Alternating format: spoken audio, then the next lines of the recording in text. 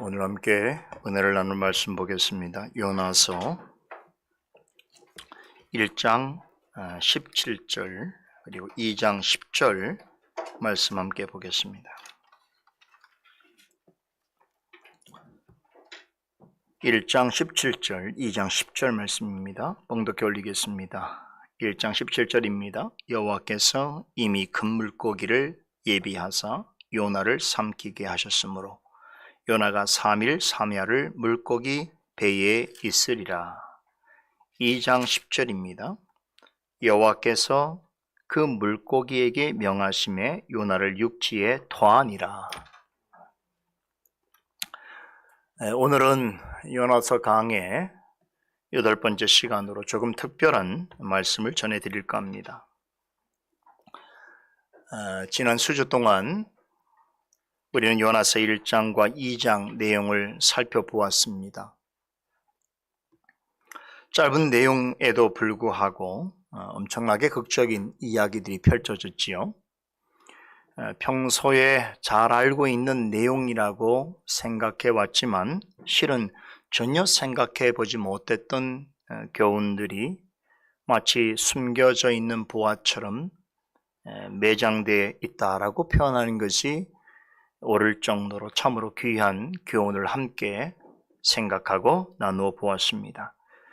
압축하자면 요나서 1장은 하나님의 말씀을 피해 멀리 도망치는 선지자 이야기라면 2장은 물고기 뱃속에 들어가서야 기도하는 선지자 이야기라 할 수 있습니다.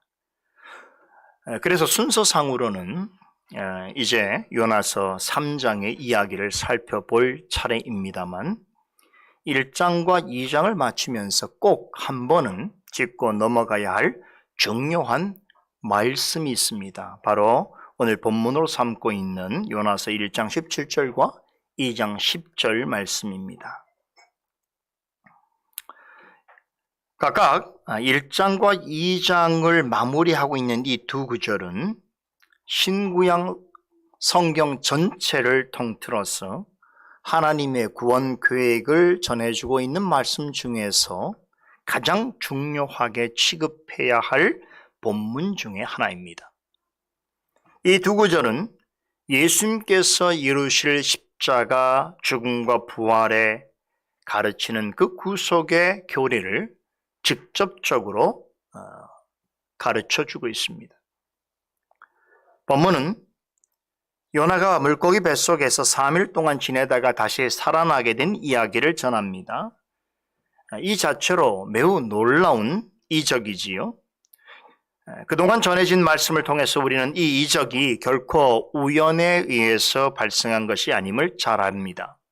하나님의 주권적인 간섭과 섬세한 섭리 가운데 행해진 일입니다. 그런데 주목할 것은 이 역사는 요나 개인만을 위하여 허락하신 일이 아니라는 것입니다. 요나에게 이 같은 기적이 일어나기 전부터 하나님께서는 이 일을 오고 오는 모든 세대 가운데 택하신 자들에게 예수 그리스도로 말미암는 구원을 나타내는 표적으로 삼으셨습니다.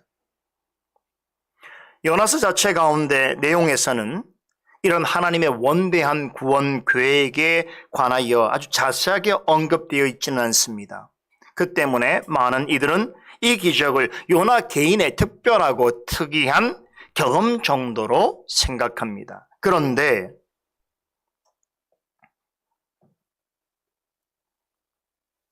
신약시대에 이르러서 예수님께서는 요나의 기적 속에 숨겨진 그 하나님의 원대하신 구원 계획의 실상을 온전히 드러내셨습니다.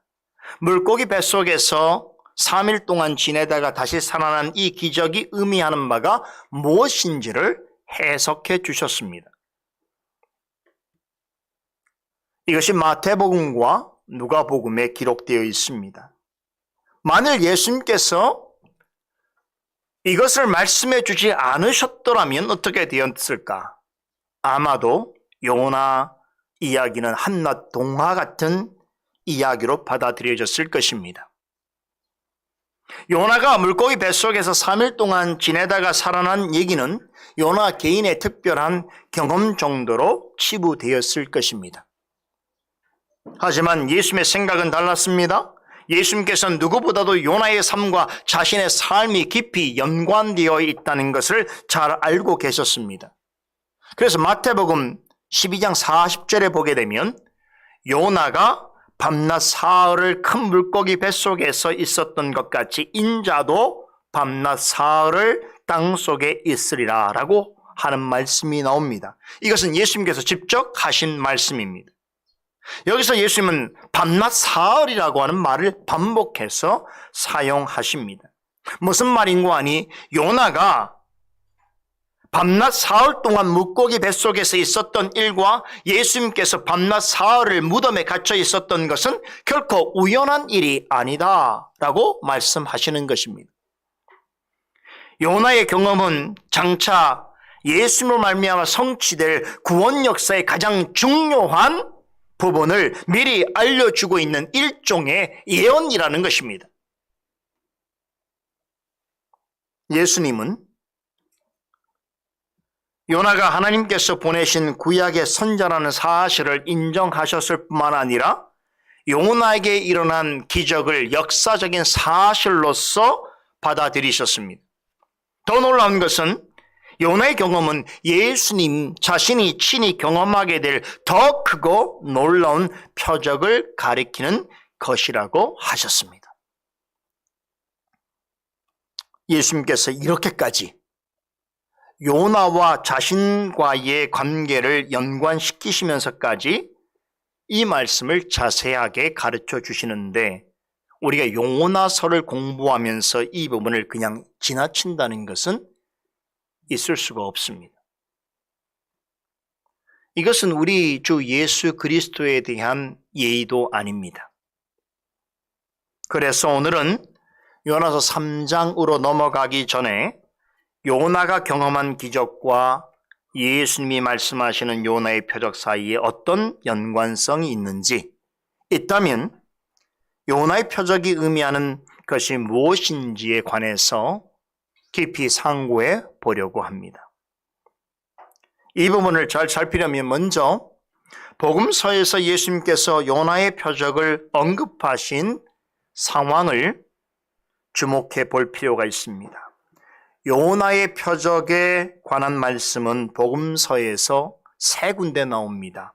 마태복음 12장 38절에서 41절, 그리고 누가복음 11장 29절에서 32절, 이 두 본문은 병행구입니다. 같은 내용을 소개하고 있습니다. 그리고 마태복음 16장 4절에 다시 한번 요나의 표적에 관하여 말씀하십니다. 우리가 지난번 마태복음 강해를 함께 나누는 시간에 잠시 이 부분에 대해서 말씀드린 기억이 있습니다만, 그때는 이 요나의 표적을 복음서의 전체 흐름 속에서 살펴보았더라면, 오늘은 우리가 요나서 내용을 알게 된 입장에서 예수님께서 요나의 표적을 어떻게 이해하고 설명하고 계시는가를 주의 깊게 살피고자 합니다. 마태복음 12장과 16장에 보면 예수님께서 요나의 표적에 관해서 언급하시게 된 배경이 되는 사건이 있습니다. 바로 바리새인과 서기관들과의 논쟁이었습니다. 이 두 번의 경우 모두 바리새인들이 예수님에게 표적을 요구하였습니다. 여러분도 들어서 잘 아실 만한 내용인데요. 마태복음 12장에 보면 예수님께서 눈멀고 기먹은 귀신 들린 자를 고쳐주시는 일화가 나옵니다. 그 일을 직접 목격한 백성들은 다들 놀라며 이는 다윗의 자손이 아니냐라고 감탄했습니다. 그때 어디선가 바리새인들이 나타나서 예수님께서 행하신 치유 기적을 가리켜서 귀신의 왕 바알세불의 힘을 빌어서 행한 일로서 폄하하면서 예수님을 마치 귀신에게 조종받는 자로 몰아세웠습니다. 그때 예수님께서는 그 이전에는 찾아볼 수 없을 만큼 아주 강렬하고 신랄한 어조로 바리새인들을 책망하십니다. 예수님이 행하신 능력을 귀신의 일로 몰아세우는 것은 결코 사함을 얻지 못할 성령을 회방하는 죄라고 단죄하시면서 그들을 향하여 독사의 자식들아, 너희는 악하니 어떻게 선한 말을 할 수 있겠느냐? 이는 너희 마음에 악으로 가득한 것을 입으로 내뱉는 것이라고 아주 강하게 책망하셨습니다. 죄라고 다 똑같은 죄가 아니에요. 특별히 주님 앞에 이러한 죄를 범하는 것에 있어서는 주님께서는 사함을 얻지 못할 죄라고 말씀하셨습니다. 그러시면서 너희와 같이 무익하고 악한 말을 하거든 반드시 심판날에 정죄를 받을 것이라고 하셨습니다. 무턱대고 예수님을 비난하는 데 앞장선 바리새인들은 속담에 혹대로 갔다가 혹 붙여 온 꼴이 되고 말았습니다. 예수님께서 신적 권위를 가지시고 의본을 드러내시는 그 태도에 그 누구도 토를 달 수가 없었습니다. 상황이 자신들에게 불리하게 돌아가고 있다는 것을 직감한 몇몇 바리새인들과 서기관들은 서둘러 논쟁을 마무리할 생각으로 예수님에게 또 다른 한 가지 제안을 합니다. 선생님, 우리에게 표적을 보여주십시오라고 요청합니다. 이들이 말하는 표적이란 초자연적인 기적을 뜻합니다. 자신들은 예수님이 눈멀고 귀먹은 귀신 들린 자를 직접 고쳐주시는 것을 보지 못했으니 이번에 그보다 더 큰 표적을 보여달라는 것입니다. 그러나 이 말은 기적을 보여준다면 예수님을 메시아로 인정하겠다는 뜻이 아닙니다. 마태복음 12장 14절을 보면 바리새인들은 예수님과 안식일 논쟁을 한 이후로 예수님을 죽이고자 결의하게 되는 장면이 나옵니다. 그 후로 그들의 관심사는 어떻게 해야 예수를 올무에 빠뜨려 죽일 수 있을까라고 하는 데 집중되어 있었습니다. 이 모습을 보면 이들이 지금 상황에서 예수님을 향하여 선생님이라고 부르면서 표적을 보여달라고 하는 것처럼 보이지만 실은 이 일로 예수님을 죽일 기회를 찾고 있는 것입니다. 예수님께서는 그들의 음흉하고도 위선적인 속마음을 꿰뚫어 보셨습니다. 그리하여 그들이 이런 하는 요구를 가리켜서 그것은 악하고 음란한 세대가 구하는 표적이라고 규정하시면서 요나의 표적을 언급하십니다. 이 내용이 마태복음 12장 39절로 40절에 이렇게 기록되어 있습니다. 예수께서 대답하여 가라사대 악하고 음란한 세대가 표적을 구하나 선지자 요나의 표적밖에는 보일 표적이 없느니라. 요나가 밤낮 사흘을 큰 물고기 뱃속에 있었던 것 같이 인자도 밤낮 사흘을 땅속에 있으리라 라고 말씀하셨습니다. 마태복음 16장에 나오는 기사도 12장의 배경과 매우 유사합니다. 예수님께서 4,000명을 먹이시는 기적을 베푸시자 바리새인들과 서기관들이 사두개인들이 다가와서 예수님께 또 다른 표적을 요구합니다. 과거의 광야 시대에 하나님께서 이스라엘 백성들에게 하늘에서 만나를 내신 것과 같은 그런 표적을 우리 눈앞에서 보여달라는 것입니다. 예수님께서 떡 몇 개와 물고기 몇 마리로 장성한 성인 남성 4,000명 이상을 먹이고도 남는 놀라운 이적을 행하셨음에도 이 기적으로는 예수님이 메시아이신 것을 나타내는 증거가 부족하다는 듯이 또 다른 표적을 구했던 것입니다. 이때 예수님께서 앞서 마태복음 12장의 사건 때와 같은 말씀을 하셨습니다. 악하고 음란한 세대가 표적을 구하나 요나의 표적밖에는 보여줄 표적이 없느니라 라고 말씀하시면서 저희를 떠나셨습니다. 예수님께서는 자신에게 또 다른 표적을 구하는 자들을 향해서 요나의 표적을 상기시키시면서 그 외에 다른 표적은 보여줄 것이 없다라고 하셨습니다. 이 말씀은 예수님께서 앞으로 기적과 이적을 행하지 않으시겠다는 뜻이 아닙니다. 이 일 후에도 예수님께서는 많은 이적과 기적을 행하셨습니다. 그렇다면 예수님은 또 다른 그 표적을 요구하는 자들을 향해서 왜 요나의 표적 외에는 보여줄 표적이 없다고 하신 것인가? 중요한 물음이지요. 이제부터 천천히 이 부분에 대해서 생각해 보도록 하겠습니다.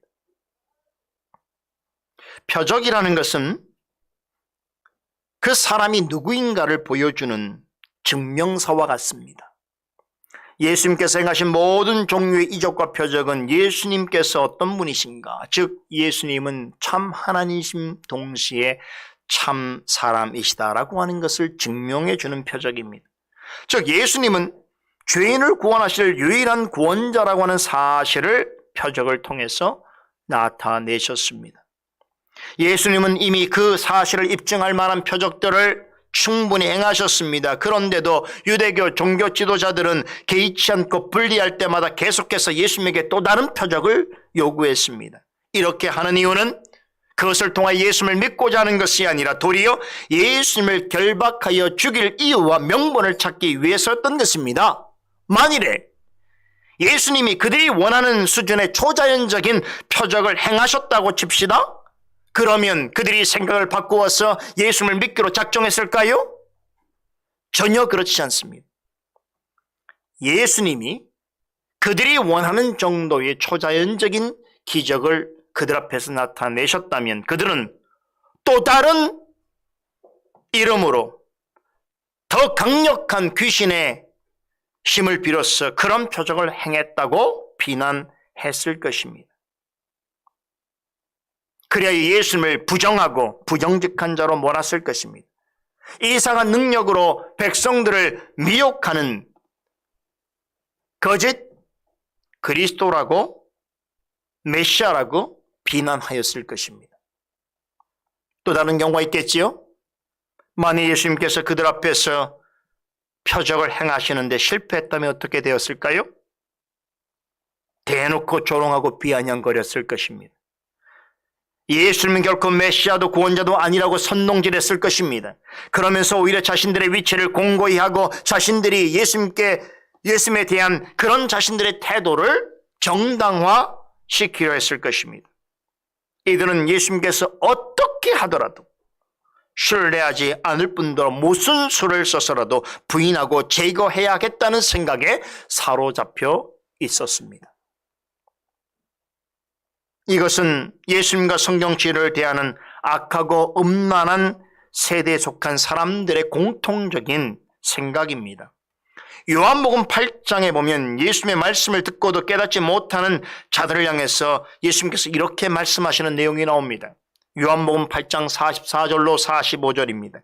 너희는 너희 아비 마귀에게서 났으니 너희 아비 욕심을 너희도 행하고자 하느니라. 저는 처음부터 살인한 자요 진리가 그 속에 없으므로 진리에 서지 못하고 거짓을 말할 때마다 제 것으로 말하더니 이는 저가 거짓말장이요 거짓의 아비가 되었습니다. 내가 진리를 말하므로 너희가 나를 믿지 아니하는도다. 이 말씀에 따르면 거짓의 아비인 마귀에게 속한 사람들은 예수님께서 무슨 말씀을 하셔도 믿지 않을 것이라는 것입니다. 무엇을 보여주셔도 반응하지 않을 것이라는 것입니다. 예수님은 사람들이 거짓의 아비인 마귀에게 속해 있는 사람들이 자신을 끝내 믿지 않고 거부하는 이유를 이렇게 밝히십니다. 너무나 중요한 말씀이 내가 진리를 말함으로 저희가 믿지 아니하는도다. 여러분 얼마나 정확한 팩트의 말씀인지 몰라요.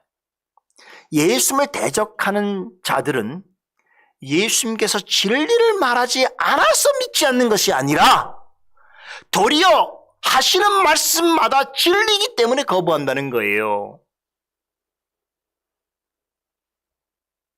여러분, 진리를 찾고자 하면서도 예수님이 말씀하는 그것이 자신이 원하는 진리가 아니므로 그 말씀을 믿지 않는 것이. 이것은 처음부터 예수님을 미워했고 예수님을 대적한 마귀가 가지고 있는 아주 교묘한 그런 심리입니다. 예수님께서 공생의 사역을 시작하실 즈음 광야에서 마귀에게 시험 받으신 일을 기억하지요? 그때 마귀는 예수님을 3차례나 시험했습니다. 시험 내용은 예수님에게 표적을 행하라는 것이었습니다. 돌들을 명하여 떡덩이가 되게 하고 성전 꼭대기에서 뛰어내려 보라고 하고 하나님의 아들임에도 자신에게 엎드려 절하라고 했습니다. 여러분, 마귀가 이렇게 한 것은 예수님을 몰라서가 아닙니다.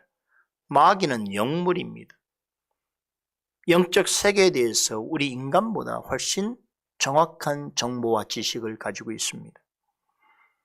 마귀는 예수님이 누구이신 줄을 알고 있었습니다. 그럼에도 그런 시험을 하고자 했던 것은 이 시험을 통해서 조금이라도 예수님의 신성이나 인성 중에 어느 부분이라도 치명상을 입히게 하고자 하는 의도가 있었기 때문입니다. 그렇게 해서라도 하나님께서 예수님을 통해서 이루고자 하시는 구원 계획을 저지하거나 늦추길 원했던 것입니다. 십자가 죽음과 부활을 통해서 죄인들을 구원하는 예수님의 사역이 실패하도록 이런 표적을 통해서 시험하려 했습니다. 이런 마귀의 생각에 비하면 바리새인들의 행동은 매우 단조롭고 현실적입니다. 그들은 예수님이 육신을 입으신 하나님의 아들이라는 사실을 인정하고 싶어 하지 않았습니다. 더 나아가서 자신들이 원하는 메시아가 아니라고 생각했습니다. 예수님의 가르침이 자신들이 알고 있고 강조하는 가르침과 달랐으며 그동안 자신들이 누려온 권세와 기득권이 크게 저로 인하여 흔들 수 있다고 판단했습니다. 그래서 예수님을 일개 종교 사기꾼에 지나지 않는다는 그런 평을 만들고자 원했어. 사람들이 그렇게 예수님을 받아들이기를 원해서 그들은 애를 썼습니다.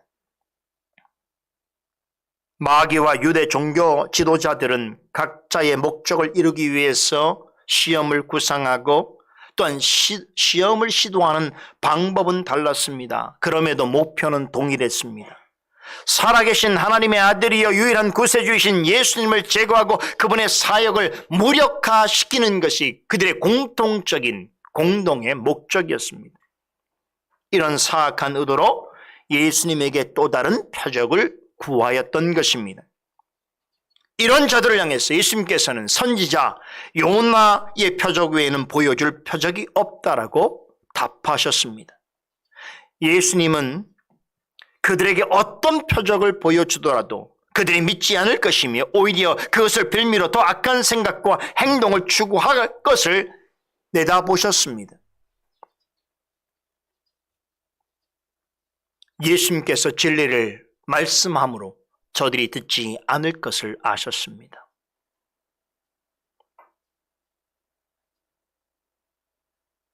오히려 예수님께서 무엇을 말씀하시더라도 듣지 않고 또한 믿지 않을 이유와 명분을 찾아내서 예수님을 해를 끼치려고 하는 자들의 요구를 예수님께서 들어주셔야 할 필요가 있었을까요? 전혀 없습니다. 진리를 말하기에 믿지 않는 자들에게 더 이상 무슨 표적이 필요합니까? 사람이 믿지 않으려고 덤비면 제 아무리 뭘 해도 할 수가 없는 거예요.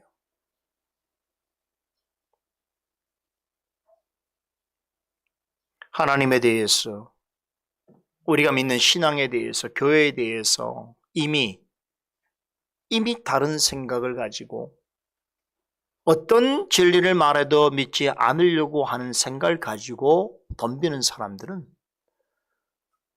어쩔 수가 없는 것이죠.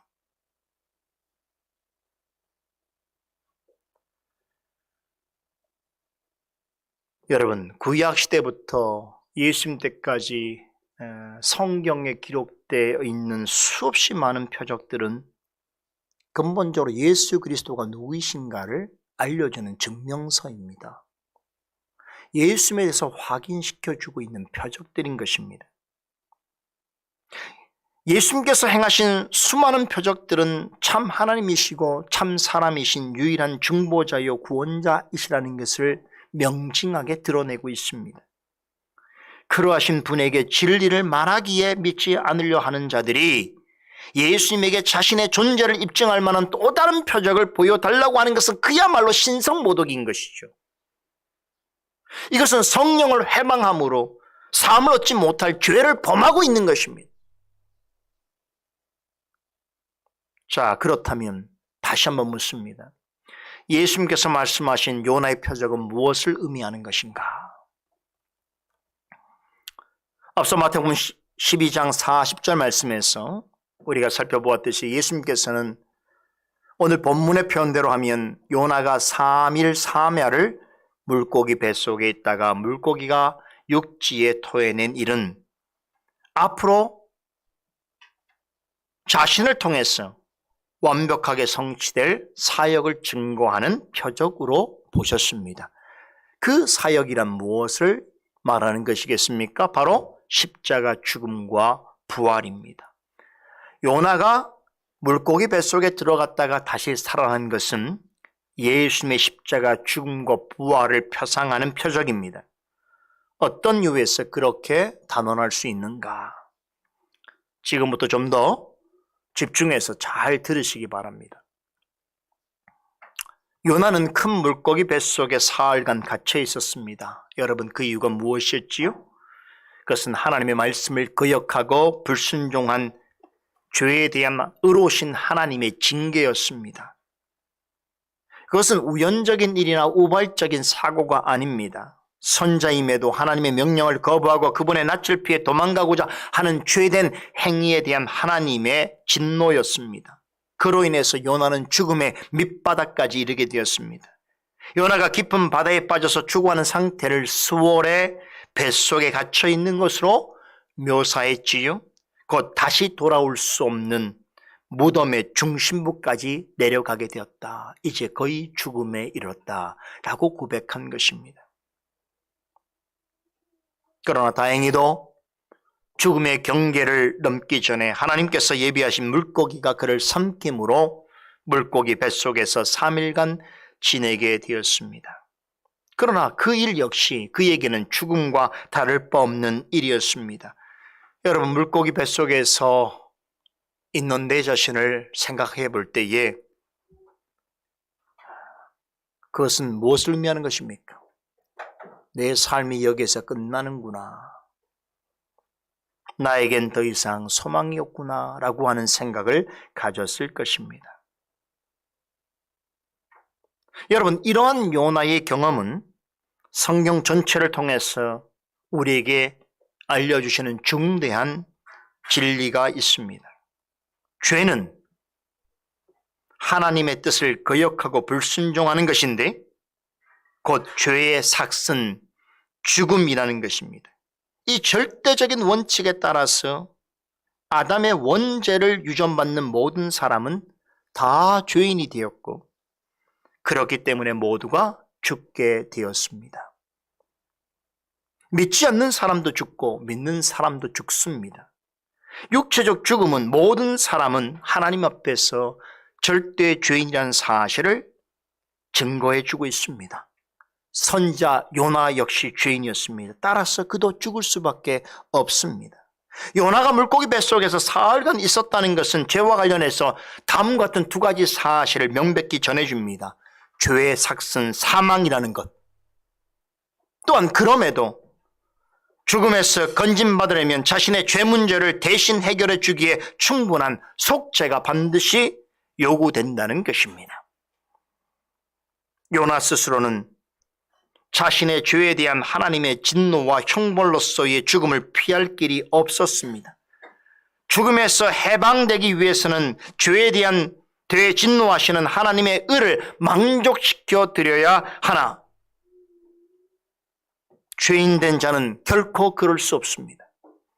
하나님의 의는 죄진 인간이 스스로 죄값을 치를 것을 요구하나 그러나 죄인은 스스로 죄를 사할 수가 없습니다. 뿐만 아니라 다른 사람을 위해서도 죄의 값을 치를 수가 없습니다.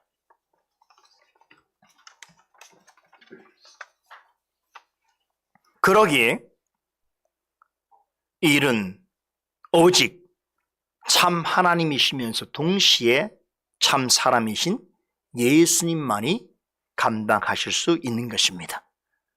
참 하나님이시고 참 사람이신 예수님께서 세상에 오셔서 십자가에 죽게 되신 이유가 여기에 있습니다. 이런 의미에서 예수님께서는 요나와 자신 사이에 깊은 연관성이 있음을 인식하셨습니다.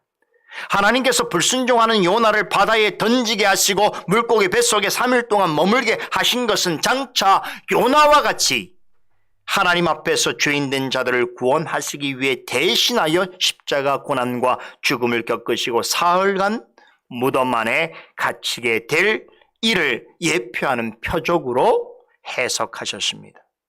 이것을 사도 바울은 베드로전서 3장 18절에서 그리스도께서 한 번 죄를 위하여 죽으사 의인으로서 불의한 자를 대신하셨으니 이는 우리를 하나님 앞으로 인도하려 하심이라라고 그 의미를 설명해 주고 있습니다.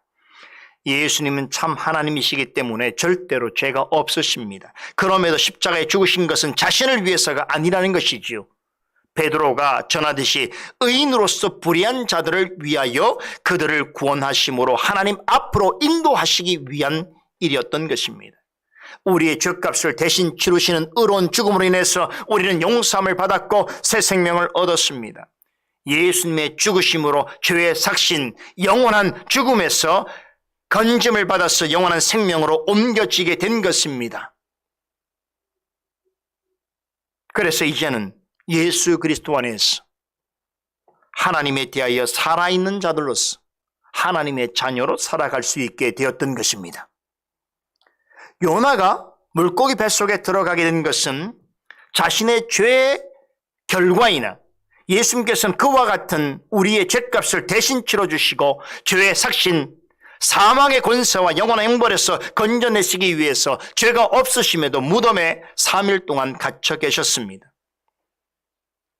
죄인인 사람이 가야 할 인생의 가장 밑바닥인 무덤 속에서 3일 동안 머무시면서 죄인인 우리가 겪어야 할 말할 수 없는 두려움과 공포와 지옥의 고통을 친히 감당하셨습니다. 그렇게 하셔서 우리를 죄에서 구하셨습니다. 그 사실을 알려주는 표적이 요나를 통해서 예고됩니다. 그것은 물고기 뱃속에 있던 요나가 사흘 후에 육지에 토해진 일입니다. 이 사건은 사흘 만에 무덤에서 다시 살아나신 예수님의 부활을 예표합니다. 부활은 죽음을 이겼다는 것을 나타내는 중대한 표적입니다. 만일에 예수님께서 부활하지 않으셨다면 어떻게 되었을까요? 우리의 믿음과 소망은 다 물거품이 되었을 것입니다. 사도 바울은 고린도 교회 보낸 서신에서 예수님께서 다시 살아나지 못하셨다면 우리가 전하는 말씀은 다 헛것이고 우리의 믿음도 헛될 수밖에 없다라고 전합니다. 여러분, 이 말씀은 요나에게 적용해 보아도 같은 결론에 도달합니다. 만일 요나가 물고기 뱃속에서 죽었더라면, 즉 다시 살아나지 못했더라면 어떻게 되었을까?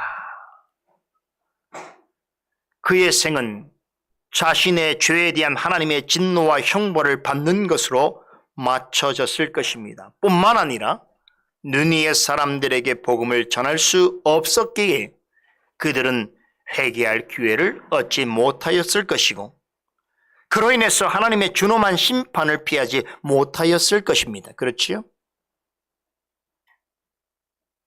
그러나 감사하게도 그러한 일은 일어나지 않았습니다.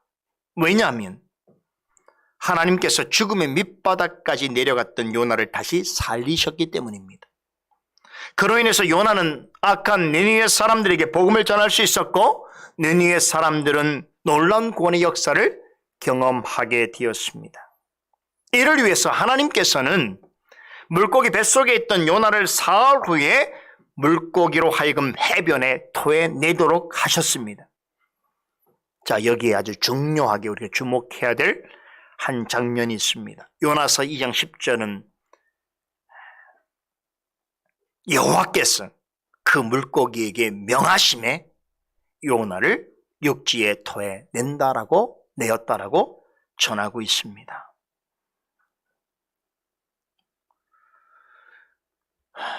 우연하게 되어진 것이 아닙니다. 아마도 물고기가 자신의 뱃속에 자신이 먹지 못할, 소화하지 못할 그 무엇이 있다라고 했을 때에 요나도 괴로웠겠지만 물고기도 괴로웠을 것입니다. 그러나 그렇다고 해서 자신의 위장 속에 들어있는 그것을 스스로 낼 힘은 없습니다.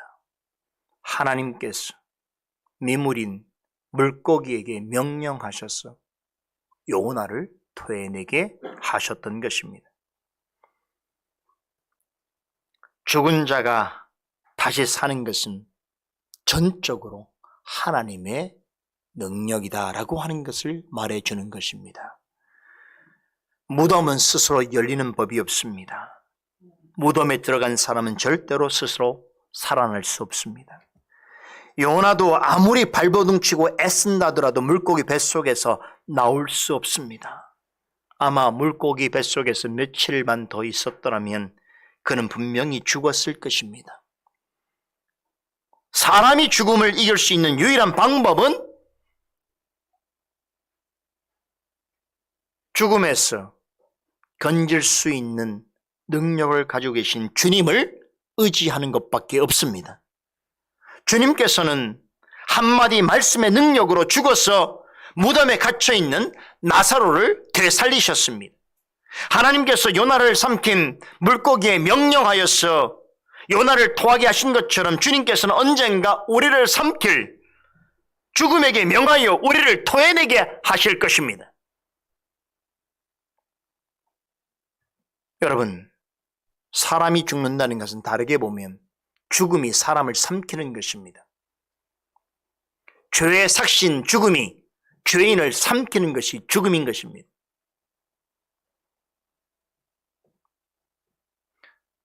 죽음이 사람을 삼키는 것을 보게 되면 죽음이 승리한 것처럼 보여지지요. 사람이 죽음을 이기지 못하면 죽음이 이긴 것으로 생각할 수 있습니다. 그러한 죽음이 이미 활시를 떠난 화살처럼 우리 모두를 향하여 날아오고 있습니다. 그러나 무덤에서 부활하신 우리 주님의 말씀을 듣는 순간 죽음은 삼킨 자를 토해낼 것입니다. 그리고 저 멀리 도망칠 것입니다. 하나님께서는 물고기에게 명령하심으로 그 뱃속에 갇혀있는 요나를 토해내게 하셨습니다. 이 광경은 죽음의 권세를 이기고 다시 사신 예수님의 부활을 예표합니다. 뿐만 아니라 육신의 죽음을 당할지라도 하나님의 능력으로 부활하여 새로운 생명을 생명으로 다시 살아나게 될 것이고 장차 그리스도와 함께 영광스러운 부활의 능력과 기쁨을 맛보게 될 모든 믿는 자들의 부활을 표상하는 것입니다. 그러기에 물고기 뱃속에 배에서 요나가 다시 살아나게 된 것은 그리스도 안에 있는 우리에게 부활의 소망과 확신을 가져다 줍니다.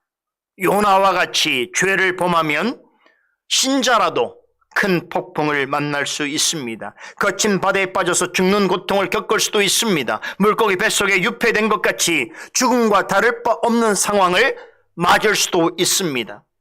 믿는 자라도 자신의 죄 때문에 혹은 시험에 빠져서 혹은 육신의 연약함 때문에 아프고 슬프고 괴로운 현실에 처할 수 있습니다. 그런데 설령 그러한 일이 발생하더라도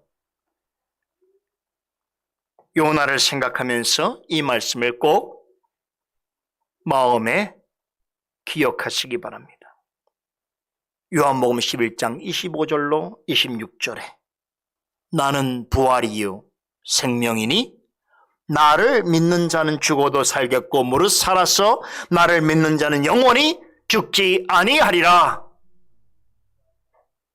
예수님을 구주로 믿고 의지하는 사람은 결단코 사망이 그에게 왕노릇하지 못합니다. 사망을 이기신 우리 주 예수 그리스도 안에 거하면 그 어떤 형태의 죽음도 믿는 자를 정복할 수 없습니다. 이미 우리를 위해 죄 가운데 죽으시고 부활하신 주님 안에 있다는 것을 믿는다면 죽더라도 다시 사는 부활의 영광을 맛보게 될 것입니다. 본문 요나서 2장 10절 말씀을 통해서 우리에게 전해주시는 교훈이 바로 이것입니다. 본문에 묘사된 요나의 표적은 우리를 대신하여 죄와 죽음을 이기시고 다시 사심으로 영원한 생명과 영광을 누리시는 예수 그리스도의 부활을 예표합니다. 예수님께서는 친히 이 사실을 가르쳐 주고 계십니다. 하나님의 능력으로 요나가 3일간 물고기 뱃속에 있다가 살아나게 된 것 같이 자신도 3일간 무덤에 계시다가 부활하셔서 영원한 생명을 얻게 될 것을 나타내는 것으로 가르치시는 것입니다. 바로 이런 이유 때문에 요나의 표적은 결코 관고할 수 없는 것입니다. 그냥 지나칠 수가 없는 것이요. 성경 전체에서 가장 중요한 하나님의 구원 계획과 예수 그리스도로 말미암아 이루어지는 구원의 역사와 그 사실을 요나의 표적을 통해서 증거하고 있기 때문입니다. 자, 그런데 한 가지 기억할 것이 있습니다. 예수님께서는 요나의 표적은 곧 십자가 죽음과 부활을 예표하는 표적이라고 하시면서도 마태복음 12장 41절에 따르면 요나와 자신을 비교하시면서 자신을 가리켜서 이렇게 소개하십니다. 요나보다 더 큰 이가 여기 있느니라. 우리말로는 비교급으로 표현되어 있습니다만 실제 의미는 비교할 수 없다는 뜻이 정확합니다. 요나가 선자라도 예수님과는 비교 대상이 될 수 없다는 것이지요. 요나는 죄인인 선자였지만 예수님은 죄 없는 인자이셨고 육신을 입으신 하나님의 아들이었으며 구약 성경의 모든 인간 저자들이 예언한 바로 그 참 선지자요 영원한 대제사장이요 만왕의 왕이십니다. 또한 우리를 위해 십자가에 단번에 죽으심으로 죄와 사망의 권세로부터 건져내신 구원자이시요 우리를 하나님과 화목하게 하신 유일한 중보자이십니다. 우리를 대신하여 십자가에 못 박히신 고난의 종이요 약속대로 부활하신 영광의 주이십니다. 요나의 다시 산 일이 아무리 놀랍고 또한 요나의 표적이 하나님의 구원의 은혜와 자비를 잘 드러낸다 하더라도 그 모든 일들은 예수님께서 친히 이루신 일에 비하면 그것은 희미한 그림자에 불과한 것입니다. 세상에 사람으로 난 이 중에 우리 예수님만이 우리의 찬송과 영광을 받으시기에 홀로 합당하신 분이신 줄 믿으시기 바랍니다. 그 누구도 그 무엇도 우리 주님의 자리를 대체하거나 넘볼 수 없습니다.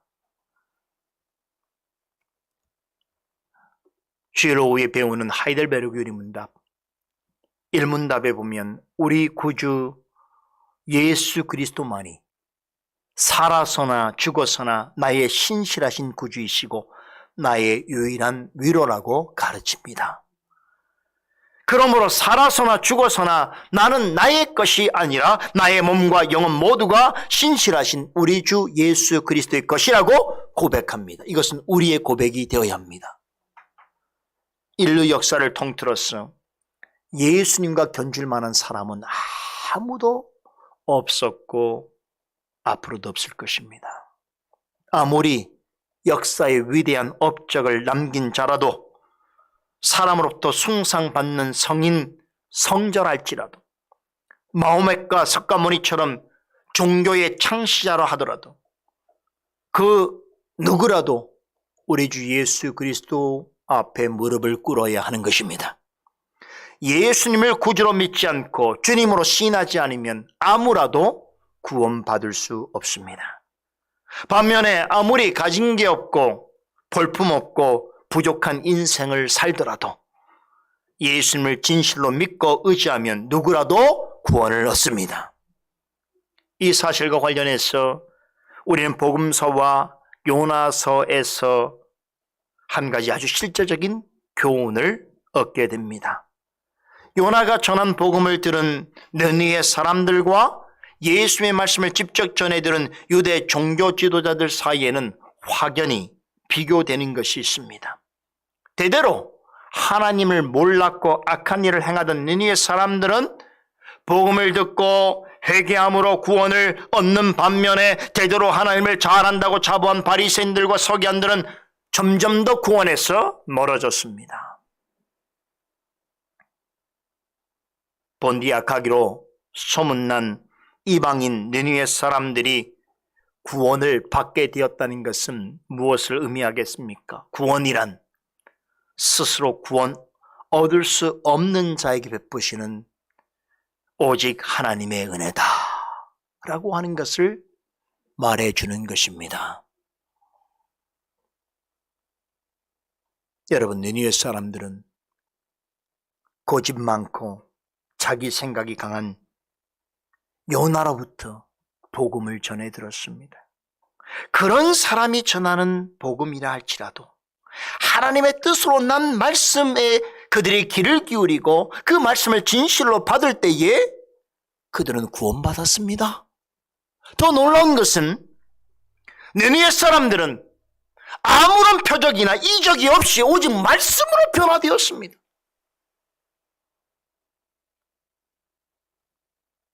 오직 선지자 입으로 전해지는 그 말씀에 의지하여 구원을 맛보았습니다. 로마서 10장의 말씀에 따르면 하나님이 보내신 자가 전하는 믿음의 말씀을 듣고 예수를 주로 시인하고 예수 행하신 일들을 마음으로 믿었던 것입니다. 그러므로 구원을 얻었습니다. 그러나 유대 종교 지도자는 어땠습니까? 정반대의 반응을 보였습니다. 모세오경과 다른 구약의 말씀들을 경전으로 받고 있고 스스로 하나님으로부터 택함받은 백성이라고 자부하면서도 메시아로 오신 예수님의 시종일관 의심하고 대적했습니다. 예수님이 직접 전하시는 진리의 말씀들을 듣고도 도리어 조롱과 비난을 퍼부었습니다. 예수님이 전하시는 구원의 복음을 경멸하고 거부했습니다. 그러고도 예수님을 시험에 빠뜨릴 목적으로 또 다른 표적을 요구했습니다. 마침내 유대인들과 더불어 끝까지 예수님을 거부하면서 결국에는 예수님을 십자가에 못 박게 하기까지 했습니다. 여러분, 니느웨 사람들에 비하면 그들은 먼저 하나님으로부터 부름을 받았고 더 많은 은혜를 누렸습니다. 그들은 성경을 가지고 있었고 언약 속에 있었으며 그들에게는 위대한 믿음의 조상들이 있었습니다. 하나님께서는 그들의 조상들에게 약속하신 모든 말씀의 언약을 성취하시고 죄 가운데 있는 그들을 구원하시기 위해서 예수님을 그들 가운데 보내셨습니다. 예수님은 유대인으로 태어나셨습니다. 유대인의 자녀로 태어나서 유대인의 문화와 언어와 관습과 종교 속에 사셨습니다. 여러분, 그들 편에서는 얼마나 놀라운 축복입니까? 그렇지 않나요? 그러나 그들은 끝내 예수님을 메시아로 받아들이기를 주저했고 경멸하였으며 거부하였고 자신들 죄에서 구원하러 오신 영광의 주님을 십자가에 못 박아 죽였습니다.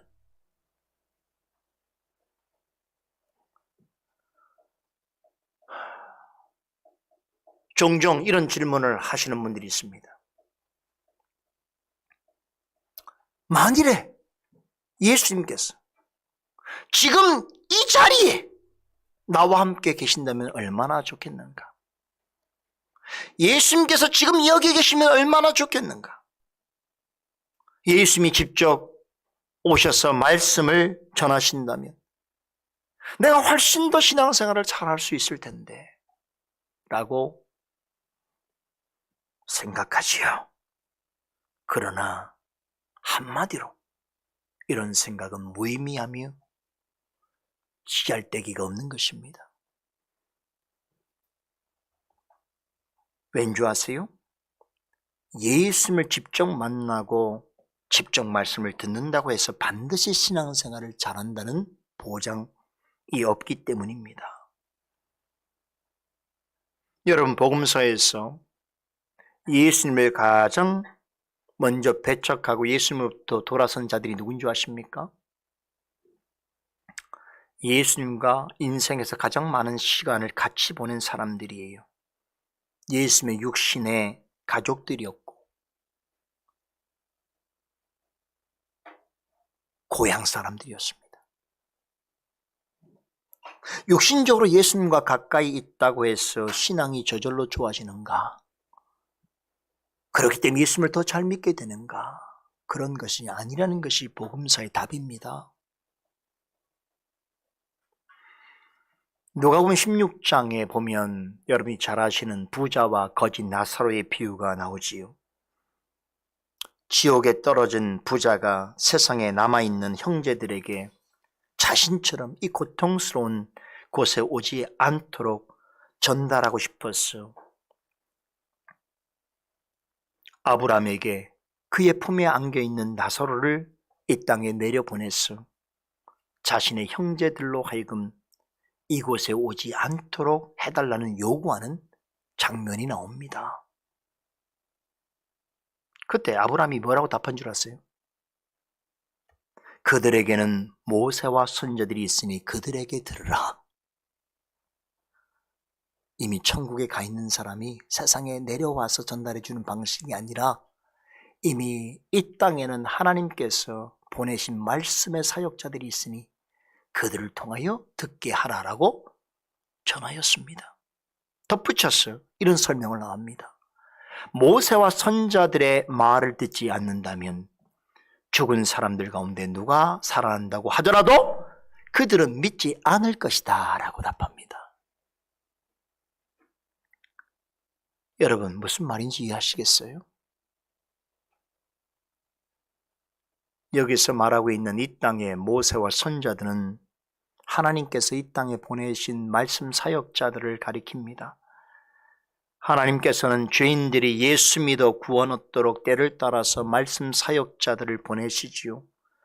그런데 하나님이 보내신 말씀 사역자가 전하는 말씀을 듣지 않는 사람이라면 예수님께서 직접 이 땅에 오신다 하더라도 무엇을 행한다고 할지라도 믿지 않을 것이라는 말씀입니다. 우리가 그 사실을 예수님의 생애를 통해서 확인하고 있지 않습니까? 예수님과 가장 오랫동안 가까이에서 많은 시간을 보내고 예수님과 가장 많은 대화를 했던 사람들이 예수님께 등을 돌리는 거죠. 예수님을 배척하는 것이죠.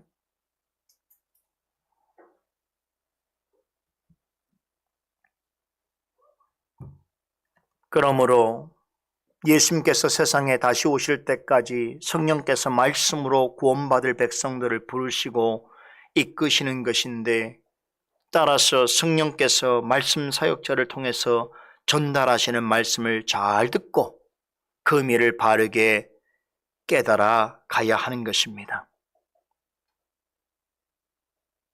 하나님께서 보내신 말씀 사역자가 전하는 말씀을 거부하는 것은 예수님을 거부하는 것과 동일한 일입니다. 그래서 우리는 말씀에 근거하여 생각하고 살아야 하는 것이지요.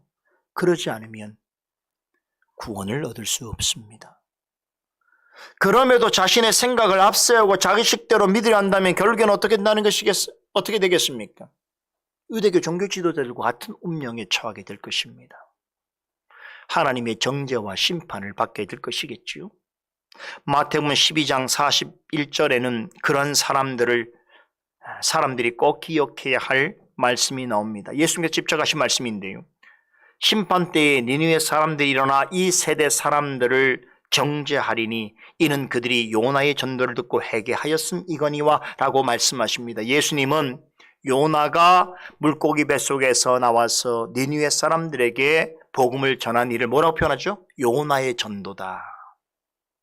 이렇게 표현하십니다. 그러면서 느니에 사람들이 요나의 전도를 듣고 회개하였다라고 합니다. 앞으로 우리가 요나서 3장을 통해서 좀 더 깊이 확인하게 될 것인데요. 요나가 느니에 사람들에게 복음을 전했지요.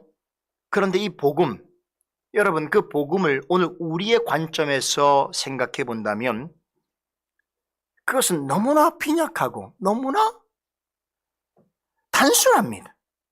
지금 우리가 알고 있는 복음의 내용과 비교한다면 비교도 되지 않을 정도로 단순하고 빈약합니다.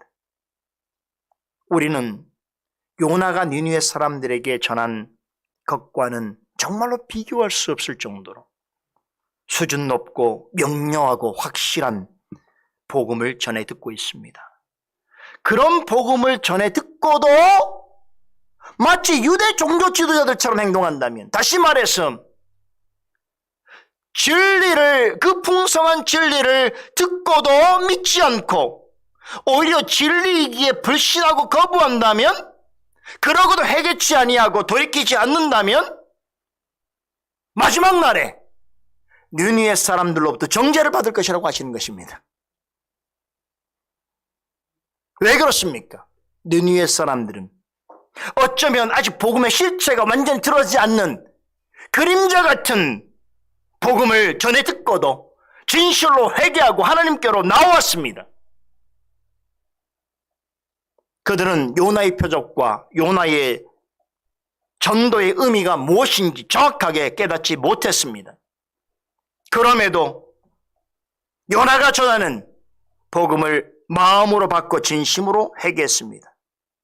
그에 비하면 여러분과 저는 요나의 표적의 실체와 요나의 전도의 의미가 무엇인지를 잘 알게 되었을 뿐만 아니라 성경 전체를 통해서 증거되어지는 영광스러운 복음을 날마다 듣고 배움으로 힘써 행해야 하는 위치에 있습니다. 복음의 핵심에 대해서는 더는 모른다, 아니다라고 핑계할 수 없는 자리에 있다는 것입니다.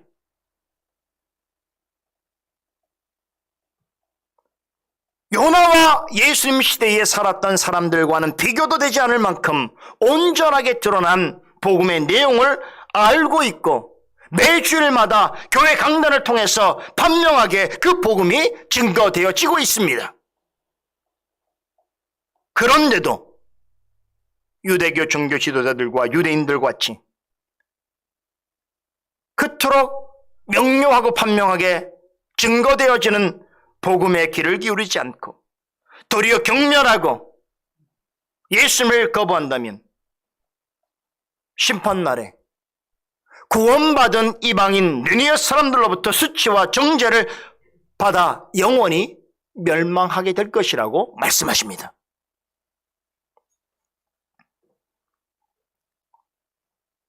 마지막 날에 니느웨 사람들이 그런 자에게 다가와서 우리는 이런 말씀을 듣고도 회개하고 돌이켰는데 너희들은 어떻게 그토록 명확하게 드러난 말씀을 듣고도 깨닫지 못하고 하나님을 믿지 않았느냐라고 하는 말을 비수와 같이 듣게 될 것입니다.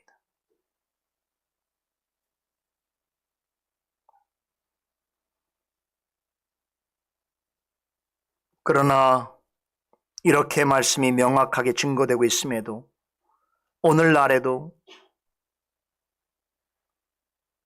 성령께서 밝히 드러내시는 진리의 말씀을 경청하기보다는 유대인들처럼 늘 또 다른 표적을 구하고 헬라인들처럼 세상의 지혜를 구하는 이들이 너무나 많습니다. 진리의 말씀을 통해서 하나님을 찾고 의지하는 것이 아니라 인간의 생각과 경험과 세상의 지식과 학문과 세상의 종교와 사상과 물질과 시류를 쫓으면서 그것들로부터 구원을 얻고자 갈망하는 이들이 세상에 너무 많습니다.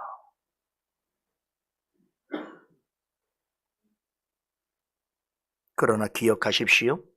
그런 것들은 예수님께서 말씀하신 대로 악하고 음란한 세대가 구하는 표적들입니다. 그러한 것들로는 결단코 구원 얻을 수 없습니다. 구원은 요나의 표적이 가리키는 오직 예수 그리스도로 말미암아 그분을 믿고 신하며 의지함으로써 얻을 수 있는 것입니다. 말씀에 따라 우리 주 예수 그리스도만이 나의 영원한 주님이시요 유일한 중보자이시요 위로이시라는 사실을 믿고 신뢰하여서 그분의 말씀을 사랑하고 따르는 삶이야말로 우리가 평생 추구해야 될 진정한 요나의 표적인 줄로 믿으시기 바랍니다. 기도하겠습니다. 거룩하신 하나님, 감사드립니다. 말씀을 통하여 판명하게 드러나는 진리의 복음을 너무나 분명하게 우리에게 밝히 드러내 주시고 가르쳐 주시니 감사를 드립니다. 성경에 기록되지 않았던 시대에 못 사람들도 전하는 하나님께서 보내신 사역자의 입을 통하여 증거되어지는 말씀을 믿고 깨닫고 회개하며 구원을 얻었거늘 지금처럼 핑계할 수 없을 만큼 너무나 분명하게 드러나는 진리의 말씀이 선포되어지고 있는 역사 속에서도 늘 무지와 교만 가운데 있다면 마지막 날 분명히 과거 구원받은 느니웨 사람들 같은 이방인들을 통해서 조롱과 수치를 얻게 될 것이고 영원한 멸망 가운데 들어가게 될 것입니다. 오늘 우리에게 이런 역사를 허락하셔서 우리로 하여금 하나님의 말씀을 이토록 명확하게 알 수 있도록 하시는 하나님의 선하신 뜻이 있음을 믿습니다. 우리 모두가 이 땅에서 생을 마쳐 주님의 품에 안기는 그날까지 주님께서 복음을 통하여 우리에게 드러내시는 그 진리의 내용들을 배우고 깨닫고 그것을 통하여 살아감으로 이미 그리스도께서 우리를 위해서 이루신 그 승리와 부활의 승리와 참된 영광을 맛보는 우리 모두가 되게 하여 주시옵소서. 살아계신 예수 그리스도 이름으로 기도드리옵나이다. 아멘.